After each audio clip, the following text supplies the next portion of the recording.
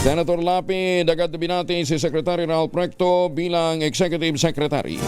Detalye na balita mula kay Raymond at Paz, Aris 28. Raymond, good morning. Si Senador Lito Lapid ang kauna-unahang senador na nagpahayag ng pagbati kay Finance Secretary Ralph Recto sa kanyang pagkatalaga bilang Executive Secretary. Ayon kay Lapid, bilib ito sa talino, husay at talento ni Secretary Recto sa pagsisilbi sa ating pamahalaan mula sa Kongreso hanggang sa Ehekutibo. Nakasama niya si Recto sa Senado sa loob ng 12 taon at nasaksihan niya ang kanyang dedikasyon at sipag sa trabaho. Sabi ni Lapid, mabigat na trabaho sa Palasyo ng Malacanang ang kanyang pupunan, ngunit malaki ang kanyang tiwala na magagampanan niya ito ng matapat, masigasig at may malasakit sa sambayan ng Pilipino.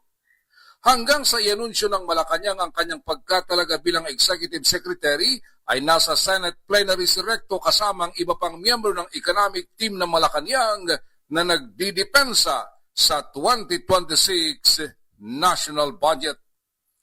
Ito si RH28 Raymond Adpaz para sa DZRH, una sa Pilipinas, una sa Pilipino. Maraming salamat, Raymond.